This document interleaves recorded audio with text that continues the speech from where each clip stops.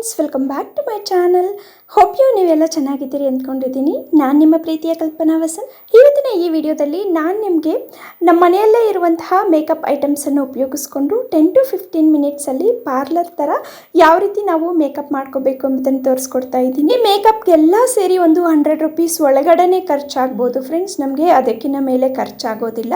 ಪಾರ್ಲರ್ಗಿಂತ ಹೆಚ್ಚು ಗ್ಲೋಯಿಂಗ್ ಆಗಿ ನಮ್ಮ ಫೇಸ್ ಕಾಣಿಸುತ್ತೆ. ಇನ್ನೇನು ಮದುವೆ ಸೀಸನ್ಸ್ ಎಲ್ಲ ಬಂತಲ್ಲ ಫ್ರೆಂಡ್ಸ್, ಆರಾಮಾಗಿ ನಾವು ಮನೆಯಲ್ಲೇ ಯಾವ ರೀತಿ ರೆಡಿ ಆಗಬೇಕು, ಈ ವಿಡಿಯೋ ಒಂದನ್ನು ನೋಡಿದ್ರೆ ಸಾಕು, ನೀವು ನಿಮ್ಮಷ್ಟಕ್ಕೆ ನೀವೇ ರೆಡಿ ಆಗ್ತೀರಾ. ಈ ವಿಡಿಯೋ ತಮ್ಮೆಲ್ಲರಿಗೂ ಖಂಡಿತ ಯೂಸ್ ಆಗುತ್ತೆ. ಸೊ ವಿಡಿಯೋನ ಸ್ಕಿಪ್ ಮಾಡದೆ ಕೊನೆವರೆಗೂ ನೋಡಿ. ವಿಡಿಯೋ ಇಷ್ಟ ಆದರೆ ಪ್ಲೀಸ್ ಒಂದು ಲೈಕ್ ಕೊಟ್ಟು ಸಪೋರ್ಟ್ ಮಾಡಿ. ನೋಡಿ ಫ್ರೆಂಡ್ಸ್, ಬಿಫೋರ್ ಮೇಕಪ್ಗೂ ಆಫ್ಟರ್ ಮೇಕಪ್ಗೂ ನನ್ನ ಫೇಸಲ್ಲೇ ಎಷ್ಟು ಚೇಂಜ್ ಇದೆಯೋ. ನಾವು ಮೇಕಪ್ ಸ್ಟಾರ್ಟ್ ಮಾಡೋಕ್ಕಿಂತ ಮುಂಚೆ ನಾವು ಯಾವ ಫೇಸ್ ವಾಶ್ನ ಯೂಸ್ ಮಾಡ್ತೀವೋ ಆ ಫೇಸ್ ವಾಶಲ್ಲಿ ನೀಟಾಗಿ ಫೇಸ್ನ ವಾಶ್ ಮಾಡ್ಕೋಬೇಕು. ಸ್ವಲ್ಪನೂ ತೇವ ಇಲ್ದಿರ ಫೇಸ್ ಎಲ್ಲ ನೀಟಾಗಿ ಒರೆಸ್ಕೊಂಡ್ಬಿಡಿ. ಮೇಕಪ್ ಸಿಂಪಲ್ ಆಗಿರ್ಬೋದು, ಇಲ್ಲ ಹೆವಿ ಆಗಿರ್ಬೋದು ಫ್ರೆಂಡ್ಸ್. ನಾವು ಫಸ್ಟ್ ಫೇಸ್ಗೆ ಮಾಯಶ್ಚರೈಸರ್ ಅಂತೂ ಅಪ್ಲೈ ಮಾಡಲೇಬೇಕು. ರೀಸನ್ ಇಷ್ಟೇ ಫ್ರೆಂಡ್ಸ್, ಮೇಕಪ್ ಹಾಕಿದ್ಮೇಲೆ ಮೇಕಪ್ ಚೆನ್ನಾಗಿ ಕಾಣಿಸುತ್ತೆ. ಪ್ಲಸ್ ಕೆಲವರಿಗೆ ಮೇಕಪ್ಪು ಜಾಸ್ತಿ ಅಡ್ಜಸ್ಟ್ ಆಗಲ್ಲ, ರ್ಯಾಷಸ್ ಅಂತದೆಲ್ಲ ಬರುತ್ತಲ್ಲ, ಅಂಥವ್ರಿಗೆ ಈ ರೀತಿ ನಾವು ಮೇಕಪ್ಗಿಂತ ಮುಂಚೆ ಮಾಯಶ್ಚರೈಸರ್ ಅಪ್ಲೈ ಮಾಡೋದ್ರಿಂದ ರ್ಯಾಷಸ್ ಬರಲ್ಲ, ಸ್ಕಿನ್ ಡ್ಯಾಮೇಜ್ ಸಹ ಆಗೋದಿಲ್ಲ. ಮೇಕಪ್ಗಂತಲೇ ಸಪ್ರೇಟಾಗಿ ಮಾಯಶ್ಚರೈಸರ್ ಬೈ ಮಾಡಬೇಕಾದ ಅವಶ್ಯಕತೆ ಇಲ್ಲ. ನೀವು ರೆಗ್ಯುಲರ್ ಆಗಿ ಯಾವ ಮಾಯಶ್ಚರೈಸರ್ನ ಫೇಸ್ಗೆ ಯೂಸ್ ಮಾಡ್ತೀರೋ ಅದನ್ನೇ ಅಪ್ಲೈ ಮಾಡ್ಕೊಳ್ಳಿ. ಈ ರೀತಿ ನೀಟಾಗಿ ಫೇಸ್ಗೆಲ್ಲ ಸ್ವಲ್ಪನೂ ಗ್ಯಾಪ್ ಇಲ್ದಿರ ಅಪ್ಲೈ ಮಾಡ್ಕೊಂಬಿಡಿ. ಮಾಯಶ್ಚರೈಸರ್ ಎಷ್ಟು ಮುಖ್ಯನೋ ನಮ್ಮ ಮೇಕಪ್ ನೀಟಾಗಿ ಬ್ಲೆಂಡ್ ಆಗಬೇಕಂದ್ರೆ ಫೇಸ್ಗೆ ಪ್ರೈಮರ್ ಸಹ ಅಷ್ಟೇ ಮುಖ್ಯ. ನೋಡಿ ಫ್ರೆಂಡ್ಸ್, ನಾನು ಈ ಪ್ರೈಮರ್ನ ಯೂಸ್ ಮಾಡ್ತಾ ಇದ್ದೀನಿ. ಪ್ರೈಮರ್ ಅಂತೂ ನಮ್ಮ ಫೇಸ್ ಎಷ್ಟೇ ರಫ್ ಆಗಿದ್ರು, ಪಿಂಪಲ್ಸ್ ಇದ್ರೂ ತುಂಬ ಸಾಫ್ಟ್ ಆ್ಯಂಡ್ ಸ್ಮೂತಾಗಿ ಮಾಡಿಬಿಡುತ್ತೆ. ಮೇಕಪ್ ಸಹ ನೀಟಾಗಿ ಬ್ಲೆಂಡ್ ಆಗುತ್ತೆ. ಒಂದೇ ಒಂದು ಡ್ರಾಪ್ ಅಷ್ಟು ಪ್ರೈಮರ್ ತೊಗೊಂಡ್ರೆ ಸಾಕು, ನಮ್ಮ ಫೇಸ್ಗೆಲ್ಲ ನೀಟಾಗಿ ಆಗುತ್ತೆ. ಜಾಸ್ತಿ ಪ್ರೈಮರ್ ಸಹ ತಗೋಬೇಕಾದ ಅವಶ್ಯಕತೆ ಇಲ್ಲ. ನಾವು ವಾಟರಲ್ಲಿ ಒಂದು ಡ್ರಾಪ್ ಇರುತ್ತಲ್ಲ ಅಷ್ಟು ತಗೊಂಡು ಫೇಸ್ಗೆಲ್ಲ ನೀಟಾಗಿ ಅಪ್ಲೈ ಮಾಡಿಬಿಡಿ. ನೀವೇ ಅಬ್ಸರ್ವ್ ಮಾಡಿ ಫ್ರೆಂಡ್ಸ್, ಫಸ್ಟ್ಗೂ ಪ್ರೈಮರ್ ಅಪ್ಲೈ ಮಾಡಿದ ನಂತರ ನನ್ನ ಫೇಸಲ್ಲಿ ಎಷ್ಟು ಚೇಂಜ್ ಕಾಣಿಸ್ತಾ ಇದೆಯೋ. ನೆಕ್ಸ್ಟ್ ಸ್ಟೆಪ್ ಬಂದುಬಿಟ್ಟು ಕನ್ಸಿಲರ್. ನಿಮ್ಮ ಫೇಸಲ್ಲಿ ಜಾಸ್ತಿ ಬ್ಲ್ಯಾಕ್ ಮಾರ್ಕ್ಸ್ ಅಂದರೆ ಪಿಗ್ಮೆಂಟೇಷನ್ ಇಲ್ಲ ಪಿಂಪಲ್ಸಿಂದ ಆಗಿರುವಂತಹ ಮಾರ್ಕ್ಸ್ ಇದ್ದರೆ ಇದನ್ನು ಬಳಸಿ, ಇಲ್ಲ ಅಂದರೆ ನೀವು ಸ್ಕಿಪ್ ಮಾಡ್ಬೋದು. ನಿಮ್ಮ ಹತ್ರ ಈ ಕನ್ಸಿಲರ್ ಇಲ್ಲ ಅಂದರೂ ಸಹ ಸ್ಕಿಪ್ ಮಾಡಿ, ನೋ ಪ್ರಾಬ್ಲಮ್. ನನ್ನ ಫೇಸಲ್ಲಿ ಯಾವಾಗ್ಲೂ ಅಷ್ಟಾಗಿ ಮಾರ್ಕ್ಸ್ ಇರೋದಿಲ್ಲ ಫ್ರೆಂಡ್ಸ್. ಫೇಸ್ ಯಾವಾಗ್ಲೂ ನೀಟಾಗೇ ಇರುತ್ತೆ. ಯಾಕಂದರೆ ನಾನು ತುಂಬ ಹೋಮ್ ರೆಮಿಡೀಸ್ನೇ ಬಳಸ್ತೀನಿ, ಕಾಸ್ಮೆಟಿಕ್ಸ್ ಜಾಸ್ತಿ ಯೂಸ್ ಮಾಡಲ್ಲ. ರೆಗ್ಯುಲರ್ ಆಗಿ ಫೇಸ್ಗೆ ಕ್ರೀಮ್ ಸಹ ಯೂಸ್ ಮಾಡಲ್ಲ, ಕೊಬ್ಬರಿ ಎಣ್ಣೆನ ಮಾತ್ರ ಯೂಸ್ ಮಾಡ್ತೀನಿ. ಸೊ ನನ್ನ ಫೇಸ್ ಯಾವಾಗ್ಲೂ ನೀಟಾಗೇ ಇರುತ್ತೆ. ನನಗೆ ಕಣ್ಣು ಸುತ್ತ ಸ್ವಲ್ಪ ಡಾರ್ಕ್ ಸರ್ಕಲ್ಸ್ ಇರೋದ್ರಿಂದ ಕಣ್ಣತ್ರ ಸಹ ಸ್ವಲ್ಪ ಕನ್ಸಿಲರ್ ಜಾಸ್ತಿನೇ ಅಪ್ಲೈ ಮಾಡಿದ್ದೀನಿ. ಈಗ ಕೈಯಲ್ಲೇ ಈ ರೀತಿ ಅಪ್ಲೈ ಮಾಡ್ಕೊಂಡ್ಬಿಟ್ಟು ಬಿಟ್ಬಿಡಿ. ಜಾಸ್ತಿ ಫೌಂಡೇಶನ್ ಥರ ಡ್ರ್ಯಾಗ್ ಮಾಡೋಕ್ಕೆ ಹೋಗ್ಬೇಡಿ ಫ್ರೆಂಡ್ಸ್. ಎಲ್ಲಿ ನಮಗೆ ಮಾರ್ಕ್ಸ್ ಇರುತ್ತೋ ಅಲ್ಲೇ ಅಪ್ಲೈ ಮಾಡ್ತೀವಲ್ಲ, ಸೊ ಕನ್ಸಿಲರ್ನ ಸುಮ್ಮನೆ ಹಂಗೆ ಕೈಯೆಲ್ಲ ಮಾಡಿಬಿಟ್ಟು ಬಿಟ್ಬಿಡಿ. ಈಗ 4ನೇ ಸ್ಟೆಪ್ ಬಂದುಬಿಟ್ಟು ನಮ್ಮ ಫೇಸ್ಗೆ ಫೌಂಡೇಶನ್ ಹಾಕೋದು. ಯಾವಾಗಲೇ ಆಗಲಿ ಫೌಂಡೇಶನ್ನ ನೀವು ಡೈರೆಕ್ಟಾಗಿ ಹಾಗೆ ಅಪ್ಲೈ ಮಾಡಬೇಡಿ. ನೀವು ಫೇಸ್ಗೆ ಮಾಯಶ್ಚರೈಸರ್ ಇಲ್ಲ ಕ್ರೀಮ್ಸ್ನ ಅಪ್ಲೈ ಮಾಡ್ತಾ ಇರ್ತಲ್ಲ, ಅದಕ್ಕೆ ಸ್ವಲ್ಪ ನೀವು ಫೌಂಡೇಶನ್ನ ಮಿಕ್ಸ್ ಮಾಡಿಬಿಟ್ಟು ನೀವು ಅಪ್ಲೈ ಮಾಡಿಕೊಂಡ್ರೆ ಫೌಂಡೇಶನ್ ನಮಗೆ ನೀಟಾಗಿ ಫೇಸ್ ಮೇಲೆ ಬ್ಲೆಂಡ್ ಆಗುತ್ತೆ, ನ್ಯಾಚುರಲ್ ಆಗಿ ಕಾಣಿಸುತ್ತೆ. ಇಲ್ಲಿ ನಾನು ಫೇರ್ ಆ್ಯಂಡ್ ಲವ್ಲಿಗೆ ಒಂದು ಡ್ರಾಪ್ ಅಷ್ಟು ಫೌಂಡೇಶನ್ನ ಸೇರಿಸ್ಕೊತಾ ಇದ್ದೀನಿ ಫ್ರೆಂಡ್ಸ್. ನಿಮಗೆ ಫೇರ್ ಆ್ಯಂಡ್ ಲವ್ಲಿ ಅಡ್ಜಸ್ಟ್ ಆದರೆ ಫೇರ್ ಆ್ಯಂಡ್ ಲವ್ಲಿಗೆ ಹಾಕ್ಕೊಳ್ಳಿ, ಇಲ್ಲ ಯಾವುದಾದ್ರೂ ಮಾಯಶ್ಚರೈಸಿಂಗ್ ಕ್ರೀಮ್ಗೆ ಹಾಕಿಬಿಟ್ಟು ಒಂದು ಡ್ರಾಪ್ ಅಷ್ಟು ಮಿಕ್ಸ್ ಮಾಡಿಬಿಟ್ಟು ನೀಟಾಗಿ ಎರಡೂ ಆಮೇಲೆ ಫೇಸ್ಗೆ ಅಪ್ಲೈ ಮಾಡ್ಕೊಳ್ಳಿ. ನಾನು ಇಲ್ಲಿ ಫೇಸ್ಗೆ ಮಾತ್ರ ಅಪ್ಲೈ ಮಾಡಿ ತೋರಿಸ್ತಾ ಇದ್ದೀನಿ, ನೆಕ್ಗೆ ಅಪ್ಲೈ ಮಾಡ್ತಾ ಇಲ್ಲ. ಸೊ ನಾನು ಸ್ವಲ್ಪ ಕ್ವಾಂಟಿಟಿಯಲ್ಲಿ ತಗೊಂಡಿದ್ದೀನಿ. ನೀವು ಮೇಕಪ್ ನೀವು ಸ್ಯಾರಿ ಮೇಲೆ ಹಾಕೋದಾದರೆ ನೆಕ್ಗೆ ಸಹ ಅಪ್ಲೈ ಮಾಡ್ತಿರಲ್ಲ ಫ್ರೆಂಡ್ಸ್. ಸೊ ಸ್ವಲ್ಪ ಜಾಸ್ತಿ ಕ್ವಾಂಟಿಟಿಯಲ್ಲಿ ಫೌಂಡೇಶನ್ ಮತ್ತು ಕ್ರೀಮ್ ಎರಡನ್ನೂ ತೊಗೊಂಡ್ಬಿಟ್ಟು ಮಿಕ್ಸ್ ಮಾಡ್ಕೊಳ್ಳಿ ಒಂದೇ ಸಲ, ನೆಕ್ಗೆ ಸಹ ಆಗುತ್ತೆ. ಈಗ ಈ ಫೌಂಡೇಶನ್ನ ನಿಮ್ಮ ಹತ್ರ ಬ್ಲೆಂಡರ್ ಇದ್ದರೆ ಬ್ಲೆಂಡರಲ್ಲಿ ನೀಟಾಗಿ ಬ್ಲೆಂಡ್ ಮಾಡ್ಕೊಳ್ಳಿ, ಇಲ್ಲಾಂದರೆ ಬ್ರಷ್ ಇದ್ದರೆ ಬ್ರಷಲ್ಲಿ ಬೇಕಾದರೂ ನೀಟಾಗಿ ಬ್ಲೆಂಡ್ ಮಾಡ್ಕೊಳ್ಳಿ. ನಿಮ್ಮ ಹತ್ರ ಬ್ರಷ್ ಮತ್ತು ಬ್ಲೆಂಡರ್ ಎರಡೂ ಇಲ್ಲ ಅಂದರೆ ಕೈಯಿಂದನೇ ನಾವು ರೆಗ್ಯುಲರ್ ಆಗಿ ಕ್ರೀಮ್ನ ಹಚ್ತೀವಲ್ಲ ಆ ರೀತಿ ನೀಟಾಗಿ ಉಜ್ಕೊಂಬಿಡಿ. ನಾನು ಇಲ್ಲಿ ಬ್ರಷಲ್ಲಿ ಹಾಕ್ಕೊತಾ ಇದ್ದೀನಿ ಫ್ರೆಂಡ್ಸ್. ನನ್ನ ಹತ್ರ ಬ್ರಷ್ ಇರೋದ್ರಿಂದ ಬ್ರಷಲ್ಲಿ ಇಲ್ಲ ಬ್ಲೆಂಡರಲ್ಲಿ ಸ್ವಲ್ಪ ನೀಟಾಗಿ ಬರುತ್ತೆ ಕೈಗೆ ಕಂಪೇರ್ ಮಾಡಿದ್ರೆ. ನಮ್ಮ ಹತ್ರ ಇಲ್ಲ ಅಂದರೆ ಏನು ಮಾಡೋಕ್ಕಾಗಲ್ಲ, ಕೈಯಲ್ಲೇ ಹಾಕ್ಕೋಬೇಕು. ನಮಗೆ ಸ್ವಲ್ಪ ಮೇಕಪ್ ನಾಲೆಡ್ಜ್ ಇದ್ದರೆ ಸಾಕು ಫ್ರೆಂಡ್ಸ್, ಬ್ರಷ್ ಮತ್ತು ಬ್ಲೆಂಡರ್ ಅವಶ್ಯಕತೆಯೇ ಇಲ್ಲ, ಕೈಯಲ್ಲೇ ನೀಟಾಗಿ ಬ್ಲೆಂಡ್ ಮಾಡ್ಕೋಬೋದು. ಫೌಂಡೇಶನ್ನ ನಾವು ಎಷ್ಟು ನೀಟಾಗಿ ಹಾಕ್ಕೊತೀವೋ, ಸ್ಕಿನ್ನಲ್ಲಿ ಎಷ್ಟು ನೀಟಾಗಿ ನಾವು ಕೂರಿಸ್ತೀವೋ ಅಷ್ಟು ನೀಟಾಗಿ ನಮಗೆ ಮೇಕಪ್ ಲುಕ್ ಬರುತ್ತೆ. ಫೌಂಡೇಶನ್ ಚೂಸ್ ಮಾಡೋದ್ರಲ್ಲೂ ಇರುತ್ತೆ ಫ್ರೆಂಡ್ಸ್. ನಮ್ಮ ಸ್ಕಿನ್ ಡಾರ್ಕ್ ಕಲರ್ ಇದ್ದರೆ ಡಾರ್ಕ್ ಕಲರ್ ಫೌಂಡೇಶನ್ನೇ ತಗೋಬೇಕು, ಲೈಟ್ ಕಲರ್ ಇದ್ದರೆ ಲೈಟ್ ಕಲರ್ ಫೌಂಡೇಶನ್ ಸಹನೇ ತಗೋಬೇಕಾಗುತ್ತೆ.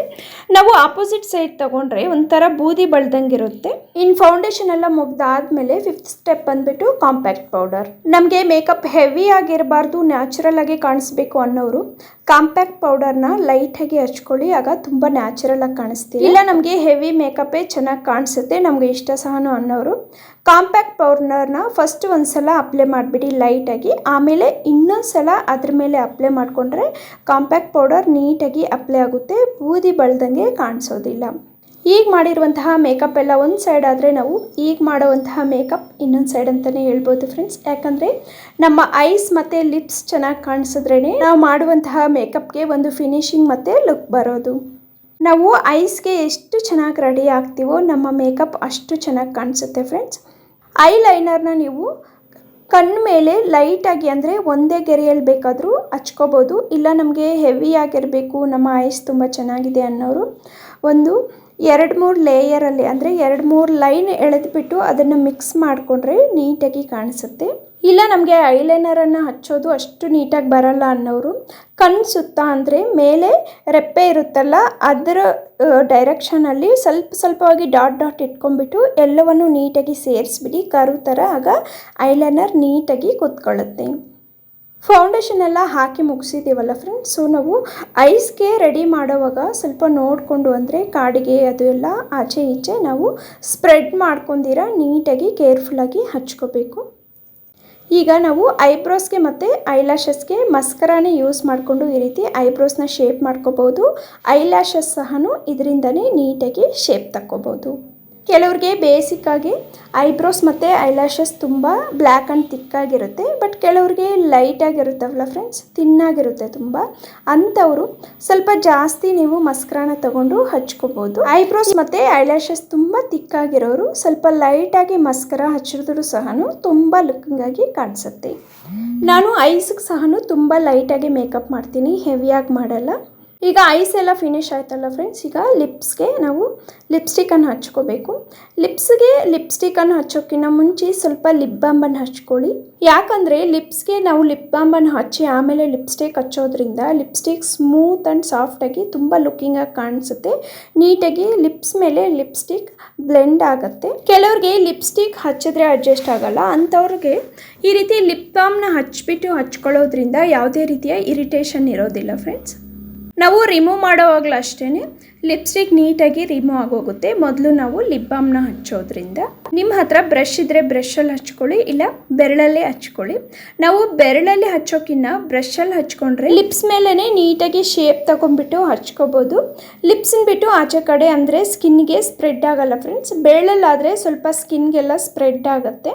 ನಾವು ಎಷ್ಟೇ ಮೇಕಪ್ ಮಾಡಿದ್ರೂ ನಮ್ಮ ಮುಖದಲ್ಲಿ ಹೈಲೈಟಾಗಿ ಕಾಣಿಸೋದು ನಮ್ಮ ಮೂಗೆ ಫ್ರೆಂಡ್ಸ್. ನಮ್ಮ ಮೂಗನ್ನ ಸ್ವಲ್ಪ ಶಾರ್ಪ್ ಮಾಡೋಣ ಬನ್ನಿ. ಈ ರೀತಿ ಕನ್ಸಿಲರ್ ಇಲ್ಲ ಫೌಂಡೇಶನ್ ತೊಗೊಂಡ್ಬಿಟ್ಟು 2 ಗೆರೆಗಳನ್ನು ಹಾಕ್ಕೊಂಡ್ಬಿಟ್ಟು ಈ 2 ಗೆರೆಗಳನ್ನು ನೀಟಾಗಿ ಮೂಗಿನ ತುದಿಗೆ ಸೇರೋ ಹಾಗೆ ಈ ರೀತಿ ಮಾಡ್ಕೊಂಬಿಡಿ. ಈ ರೀತಿ ಮಾಡೋದ್ರಿಂದ ನಮ್ಮ ನೋಸ್ ತುಂಬ ಶಾರ್ಪಾಗಿ ಕಾಣಿಸುತ್ತೆ, ನಮ್ಮ ಫೇಸ್ಗೆ ಒಳ್ಳೆ ಲುಕ್ ಕೊಡುತ್ತೆ. ಇನ್ನು ಫೈನಲ್ ಆಗಿ ನಾವು ಬ್ಲಷ್ನ ಹಚ್ಕೊಂಡ್ಬಿಟ್ರೆ ಸಾಕು ಫ್ರೆಂಡ್ಸ್, ನಮ್ಮ ಮೇಕಪ್ ಫಿನಿಶ್ ಆಗುತ್ತೆ. ಈ ಬ್ಲಷ್ನ ಕೆಲವ್ರಿಗೆ ಇಷ್ಟ ಆಗುತ್ತೆ ಚಿಕ್ಸ್ ಮೇಲೆ ಹಚ್ಕೊಳ್ಳೋಕ್ಕೆ, ಕೆಲವ್ರಿಗೆ ಇಷ್ಟ ಆಗಲ್ಲ. ನನಗೂ ಅಷ್ಟೇ ಫ್ರೆಂಡ್ಸ್, ನಾನು ಯಾವಾಗಲೇ ಮೇಕಪ್ ಮಾಡಿದ್ರು ಸಹ ಈ ಬ್ಲಷ್ನ ಅಷ್ಟಾಗಿ ಹಚ್ಕೊಳ್ಳಲ್ಲ, ನಿಮಗೆ ತೋರ್ಸಕ್ಕಂತಾನೆ ಹಚ್ತಾ ಇದ್ದೀನಿ ಇವತ್ತು. ಒಟ್ಟಲ್ಲಿ ಈ ಬ್ಲಷ್ನ ಹಚ್ಚಿದ್ರೆ ಮೇಕಪ್ ಫಿನಿಶಿಂಗ್ ಕರೆಕ್ಟಾಗಿರುತ್ತೆ ಅಂತಲೇ ಹೇಳ್ತೀನಿ. ಯಾಕಂದರೆ ನಮ್ಮ ಫೇಸಲ್ಲಿ ಅಷ್ಟು ಚೇಂಜ್ ಇರುತ್ತೆ, ಪ್ಲಸ್ ನಮ್ಮ ಫೇಸ್ಗೆ ಸಹ ಅಷ್ಟು ಲುಕ್ ಬರುತ್ತೆ ಈ ಬ್ಲಷ್ನ ನಾವು ಅಪ್ಲೈ ಮಾಡಿ ಆದಮೇಲೆ. ನೀವೇ ಅಬ್ಸರ್ವ್ ಮಾಡಿ, ನಮ್ಮ ಎಲ್ಲ ಮೇಕಪ್ಗಿಂತನೂ ನಾವು ಬ್ಲಷ್ ಮಾಡಿದ ಮೇಲೇ ನಮ್ಮ ಸ್ಕಿನ್ ಎಲ್ಲ ಎಷ್ಟು ಬ್ರೈಟ್ ಆಗಿ ಕಾಣಿಸ್ತಾ ಇದೆ ನೋಡಿ. ಬಿಂದಿನ ಇಟ್ಕೊಂಡ್ಬಿಟ್ರೆ ನಮ್ಮ ಮೇಕಪ್ ಫಿನಿಶ್ ಆಯಿತು. ನಾವು ಫೈನಲ್ ಸ್ಟೆಪ್ ಬಂದ್ಬಿಟ್ಟು ಮೇಕಪ್ ಫಿಕ್ಸರ್. ನಿಮ್ಮ ಹತ್ರ ಅವೈಲಬಲ್ ಇದ್ರೆ ಹಾಕೊಳ್ಳಿ, ಇಲ್ಲ ಅಂದರೆ ಬಿಡಿ ಫ್ರೆಂಡ್ಸ್, ನೋ ಪ್ರಾಬ್ಲಮ್. ಈ ಫಿಕ್ಸರ್ನ ಹಾಕೊಳ್ಳೋ ಉದ್ದೇಶ ಒಂದೇ, ನಮ್ಮ ಮೇಕಪ್ ತುಂಬ ಬ್ರೈಟಾಗಿ ಕಾಣಿಸುತ್ತೆ, ನಮ್ಮ ಫೇಸಲ್ಲಿ ಸ್ವೆಟ್ಟಿಂಗ್ ಬರಲ್ಲ. ಸ್ವೆಟ್ಟಿಂಗ್ ಬಂದರೆ ಮೇಕಪ್ ಎಲ್ಲ ಹೋಗುತ್ತಲ್ಲ ಫ್ರೆಂಡ್ಸ್. ಸೊ ಈ ಫಿಕ್ಸರ್ನ ನಾವು ಸ್ಪ್ರೇ ಮಾಡ್ಕೊಂಡ್ಬಿಟ್ರೆ ಮೇಕಪ್ ನಾವು ರಿಮೂವ್ ಮಾಡೋವರೆಗೂ ಹಾಗೇನೆ ಇರುತ್ತೆ, ಸ್ವೆಟ್ಟಿಂಗ್ ಸಹ ಬರೋದಿಲ್ಲ. ನೋಡಿ ಫ್ರೆಂಡ್ಸ್, ಎಷ್ಟು ಈಸಿಯಾಗಿ ನಾವು ಸ್ಟೆಪ್ ಬೈ ಸ್ಟೆಪ್ ಪಾರ್ಲರ್ಗಿಂತ ಹೆಚ್ಚು ಗ್ಲೋಯಿಂಗ್ ಆಗಿ ನಮ್ಮ ಫೇಸ್ನ ರೆಡಿ ಮಾಡ್ಕೋಬೋದು ನಮ್ಮ ಫಂಕ್ಷನ್ಸ್ಗೆ ನಾವೇನೆ. ನಾವು ಪಾರ್ಲರ್ಗೆ ಹೋದರೆ ಮಿನಿಮಮ್ 4,000 to 5,000 ಈ ಮೇಕಪ್ಗೆ ಚಾರ್ಜ್ ಮಾಡ್ತಾರೆ. ಆದರೆ ನಾವು ಮನೆಯಲ್ಲೇ ಮಾಡಿಕೊಂಡ್ರೆ ವಿದಿನ್ 100 ರುಪೀಸಲ್ಲಿ ನಾವು ಈ ಮೇಕಪ್ನ ಫಿನಿಷ್ ಮಾಡ್ಕೋಬೋದು. ನಾವು ಯಾವ ರೀತಿ ಮೇಕಪ್ ಮಾಡ್ಕೋಬೇಕು ಅಂತ ಬೇಸಿಕ್ ಸ್ಟೆಪ್ಸ್ ಗೊತ್ತಿದ್ರೆ ಸಾಕು ಫ್ರೆಂಡ್ಸ್, ನಾವು ಎಂಥ ಮೇಕಪ್ ಬೇಕಾದರೂ ನಾವು ಮನೆಯಲ್ಲೇ ಮಾಡ್ಕೋಬೋದು ಆರಾಮಾಗಿ. ಆಚೆ ಕಡೆ ಹೋಗಿ ನಮ್ಮ ಟೈಮ್ ಮತ್ತು ದುಡ್ಡನ್ನ ವೇಸ್ಟ್ ಮಾಡಬೇಕಾದ ಅವಶ್ಯಕತೆಯೇ ಇರೋದಿಲ್ಲ. ಸಾಧ್ಯ ಆದರೆ ಈ ಮೇಕಪ್ನ ನೀವು ಒಂದ್ಸಲ ಮನೆಯಲ್ಲೇ ಟ್ರೈ ಮಾಡಿ, ತುಂಬ ರಿಸಲ್ಟ್ಫುಲ್ ಆಗಿದೆ, ಅದಂತೂ ನಾನು ಗ್ಯಾರಂಟಿ ಕೊಡ್ತೀನಿ. ಐ ಹೋಪ್ ಇವತ್ತಿನ ಈ ವಿಡಿಯೋ ನಿಮಗೆ ಯೂಸ್ ಆಗಿದೆ ಅನ್ಕೊತೀನಿ. ಈ ವಿಡಿಯೋ ನಿಮಗೆ ಯೂಸ್ ಆಗಿ ಸ್ವಲ್ಪನಾದರೂ ಈ ವಿಡಿಯೋದಿಂದ ಯೂಸ್ಫುಲ್ ಥಿಂಗ್ಸ್ನ ಕಲ್ತಿದ್ದೀವಿ ಅನ್ನೋಂಗಿದ್ರೆ ಪ್ಲೀಸ್ ವಿಡಿಯೋಗೆ ಒಂದು ಲೈಕ್ ಕೊಟ್ಟು ನಿಮ್ಮ ಫ್ರೆಂಡ್ಸ್ ಹಾಗೆ ಫ್ಯಾಮಿಲಿ ಮೆಂಬರ್ಸ್ ಜೊತೆ ಶೇರ್ ಮಾಡ್ಕೊಳ್ಳಿ, ಅವ್ರಿಗೂ ಯೂಸ್ ಆಗಲಿ. ಇನ್ನು ನಮ್ಮ ವಿಡಿಯೋಸ್ನ ನೀವು ಚಾನಲ್ಗೆ ಸಬ್ಸ್ಕ್ರೈಬ್ ಆಗದೇನೆ ನೋಡ್ತಾ ಇದ್ರೆ ಪ್ಲೀಸ್ ಚಾನಲ್ಗೆ ಸಬ್ಸ್ಕ್ರೈಬ್ ಆಗಿ. ಇಂತಹ ಯೂಸ್ಫುಲ್ ವಿಡಿಯೋಸ್ ಮತ್ತು ಹೋಮ್ ರೆಮಿಡೀಸ್ ನಮ್ಮ ಚಾನಲಲ್ಲಿ ಜಾಸ್ತಿ ಅವೈಲಬಲ್ ಇದೆ ಫ್ರೆಂಡ್ಸ್. ಸೊ ನಿಮಗೆ ಇಂಟ್ರೆಸ್ಟ್ ಇದ್ದರೆ ಚಾನಲ್ಗೆ ಒಂದ್ಸಲ ವಿಸಿಟ್ ಮಾಡಿ, ಚೆಕ್ ಮಾಡಿ.